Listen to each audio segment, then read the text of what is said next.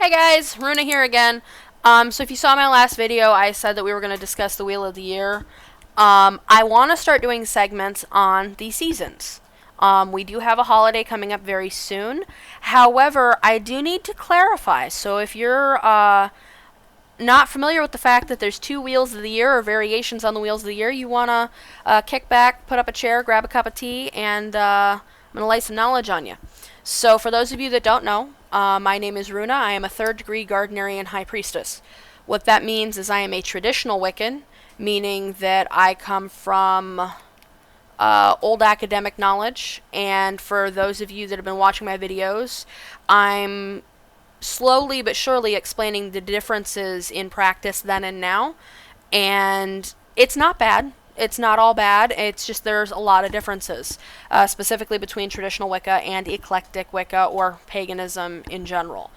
So most people are familiar with the Wheel of the Year that includes phrases or names such as Litha and Ostara and Mabon. So I'm going to ruffle a few feathers, I'm sure. Feel free to light me up in the comments. These are not traditional holidays. The Holly and the Oak King, made up. The bringing of the god Lu into the Wheel of the Year, made up. The whole thing with the goddess Ostara, can't find any historical significance for that. I know it goes around on Facebook every year. And Mabon is not what that holiday's called. First and foremost, as I always give my disclaimer in the beginning of my videos, how I practice and how you practice can and should differ. What I mean by that is, you do you. If it works, if this is what you like, if these holidays have meaning to you, go for it. Religion, culture, religious practice, home practice, spiritual practice. Hey, it's your world. You make it the way you want it to be. I'm not going to tell you you're wrong, but I am going to explain to you where it comes from in this video. So, the new Wheel of the Year, or the Neo-Wiccan Wheel of the Year, as I'm going to call it in this video for clarification, was adapted, invented, and written and published between the mid-1960s, and yes, I have my notes up to make sure I get it right. I'm bad at dates. But between the mid-1960s and was officially published in 1974. One Aidan Kelly, who is a much debated figure, which I'm not going into right now, reported the Wiccan Wheel of the Year, the 8 Sabbats, with the names I have previously listed. This was then published in a very popular pagan magazine at the time referred to as the Green Egg. Back in the day before the internet was a big thing, folks. This is very important. A lot of people don't realize this. I myself grew up with the internet. In the days before internet, Wicca was active. It did exist. It existed way prior to internet. How old exactly, we don't know. I'm not debating that in this video. Gardner did not make it up. He found it and was initiated into it. That being said, there was a time when being the first person to get published in a book, or specifically in magazines. Magazines were the message boards of the day, especially for pagans looking to find other pagans. I don't recall if the Green Egg, which is before my time, was the first pagan magazine, but I'm pretty sure it was the first big one.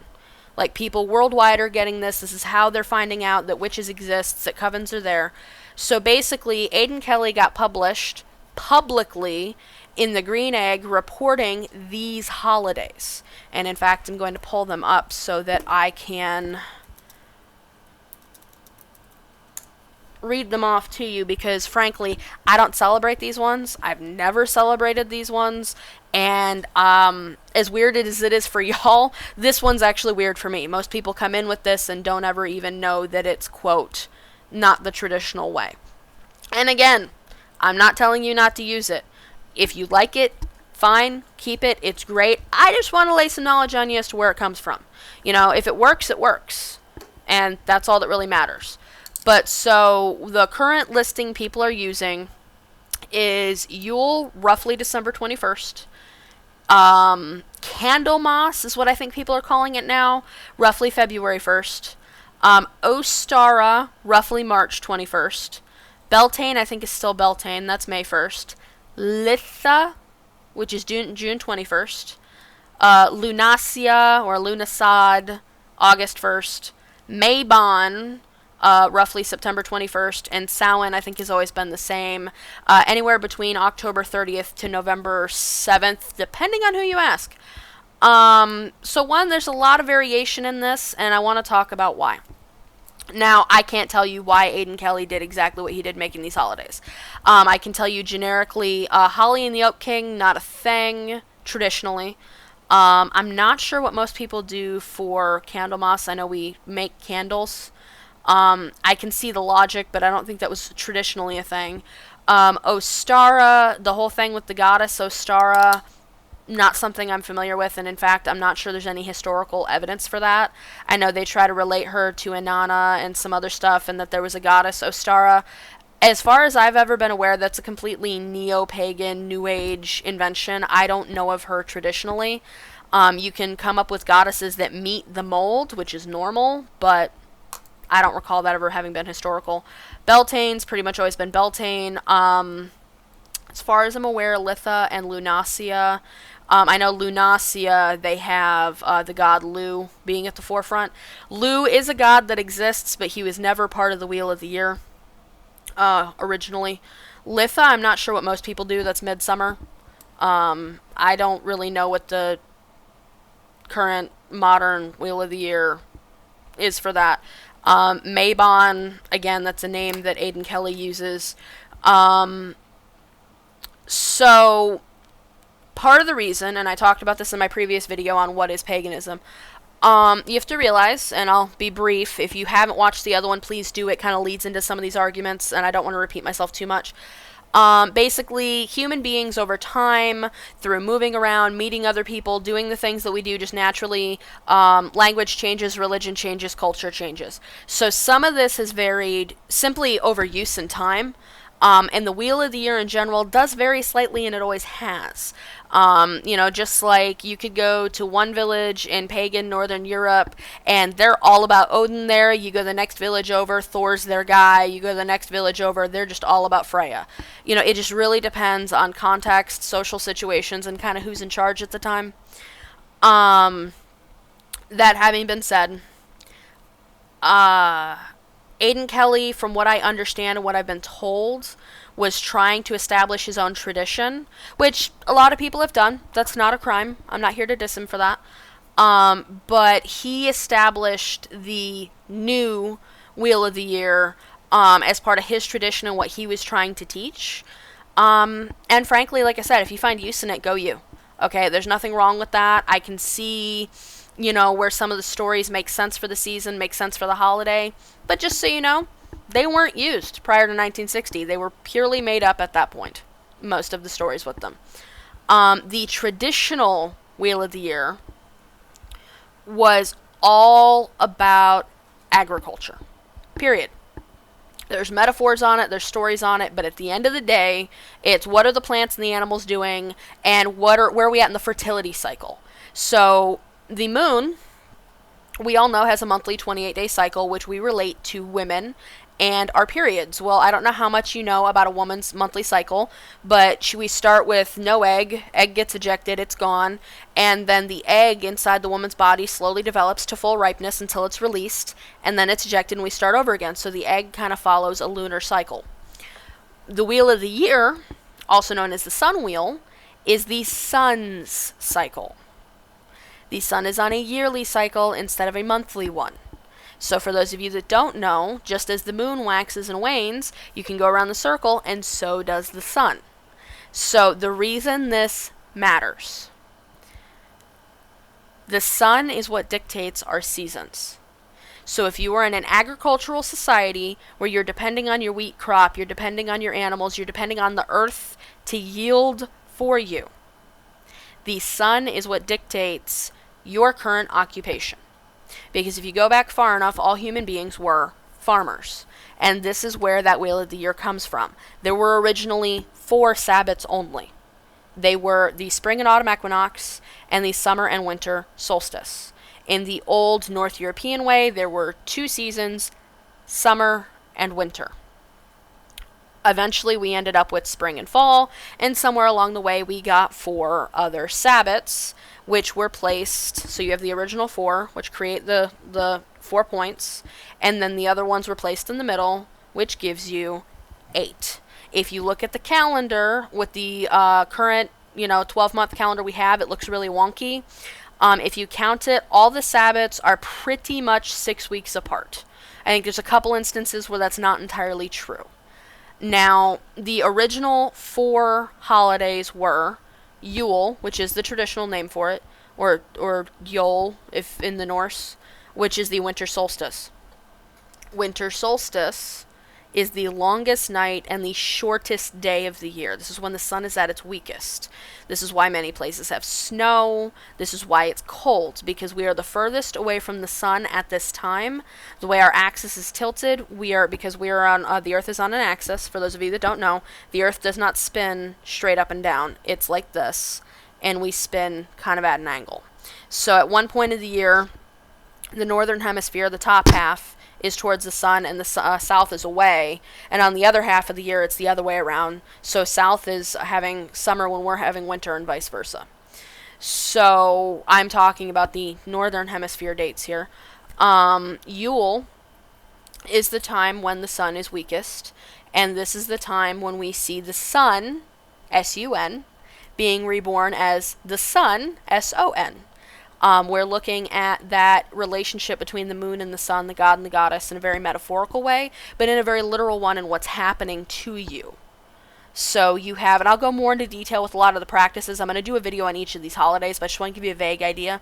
So as we're going throughout the year, start with Yule. I think I'm going, here, I'll go backwards for you so it looks clockwise. So you start with Yule, then you have Imbolc, which is the traditional name for what a lot of people call Candlemas. Then you have spring equinox, which is where now, so we start with the sun is completely weak. He's at his lowest point. We get around to spring equinox. The day and the night are equal. So we've gone from nothing to an equal point. So the sun is grown. And then we go back down to the summer solstice. The sun is now at its highest. Notice the opposite of the wheel. So the sun is at its highest. Midsummer is the longest day and the shortest night. This is where we have summer. There's more sun. It's hot. And then we go back around to the fall. We have the fall equinox. They're equal length. And of course, we're getting colder at this point. And so then you go through into harvest home, Lammas. And it's getting colder. We have the final harvests. And then we go through Samhain, which is October 31st, and then you end up back to Yule. The very general story of the Wheel of the Year, the sun god is a baby, following that same circle. Sun god is a baby. He's born to the goddess on Yule. He slowly grows in strength, so throughout the springtime, we're seeing the young things born and grow. The lambs happen. That's where Imbolc usually comes in. And then at the spring equinox, he and the goddess are now children together. She is now in a different form with him. And throughout the spring and into the summer, Beltane is traditionally the first day of summer, May 1st. They're now teenagers, young adults, what have you, making love, making babies. And then we see her, of course, ripening through her pregnancy from here on. And as we get into midsummer, the god is seen as his height, as a virile, not young man, but, 20s, strength, big strength, and able to fight and defend and that sort of thing. But then as we see the sun waning, on through Lammas, we have our harvest festivals, meaning the sun is waning in power and we're literally reaping what we sow. So Lammas is the grain harvest, and then we have harvest home, autumn equinox, what some people call Mabon, is the harvest of fruits and squashes. So things like apples, things like pumpkins, I think melons, depending on where you live at that time. So it's your fruits and your squashes. And Samhain actually is it's considered the harvest of blood, because this is when so if you're in a northern state, Halloween is usually right around the first snow of the year. Now, traditionally, when you had livestock, whether they're sheep or cattle, in northern climates, they have to be kept inside during the winter. So again, northwestern Europe, we're looking at, you can't keep your sheep in the field all winter because they're going to freeze to death. They're not going to do well, and you're going to lose them. So what you do is, coming into the first frost, when you need to bring those herds in, you have, say, 100 sheep. You're going to cut it down to your major breeding stock. You're going to kill most of them. We're coming in on winter time. It's easier to preserve food, and it's much easier to have stable, dried meats, cured meats that you can keep hanging up to eat through the winter, and you don't have to keep feeding them. So you did this thing where you got rid of any excess. You picked your one good breeding bull, and you maybe had one backup, and you killed all your other bulls because you don't need to be feeding them. And also, male animals will fight in confinement because they'll try to fight each other for territory. And if you had like 50 cows, you're going to cut it back to what you need. So then we go into doing it that way, and so in that way, this is the harvest of meat. This is the harvest of animals. This is when some pagan civilizations are said to have sacrificed people. Well, as horrible as that is, if you look at it, the less people and animals you have to feed through the winter, the better off your tribe is going to be. Because most places it's frozen over, you don't have fruits, you don't have vegetables, you only have what you've stored, and if you run out, you are screwed. And in some places, like northern Germany, for example, where I was as a kid, hunting's not really going to happen. You're under 5 or 6 feet of snow, and anything that's halfway smart is buried in the ground where you're not going to get to it. So then we come to where the god has died at Samhain in a lot of traditions. And so from Samhain to Yule, he exists only in the goddess's womb, because at the same time he's rebirthing himself through her. Again, I'll go more into detail on the specifics of each holiday. Lammas is coming up very soon, and I can't wait to share with you some of those things. I have a book by Ronald Hutton, who's done a lot of research into the varying traditions in Northern Europe traditionally. Certain regions by name, certain practices. There's a lot of things we don't know why people still do what they do. And I can't wait to go into some of that with you, but I wanted to give you a general explanation, and I find myself explaining this a lot, so now I can say, watch my video. But if you have any questions, again, comment, message me privately, comment publicly. We do have the cauldron of questions. You may ask me something, and I'll keep it anonymous. You can either post it on the Facebook page, or if I get enough of them, or if I get one that's a really good one that's, bigger, that I feel like I can make a video on, I'll make a video of it. You can either say, hi, my name is Runa, you can list my name, or just say, nah, keep me anonymous, and I'll just say, anonymous question by no one. But yeah. So let me know what kind of information you're looking for. Let me know if this interested you, if it did, if it didn't. If you're annoyed, why did it annoy you? Once again, I'm not telling you can't practice Aidan Kelly's holidays. I just want to make sure everybody's informed and they know where the information comes from. You can definitely Google it. You can definitely research it. It's very available. So it's been Runa. It's been a great time. You guys have a good one.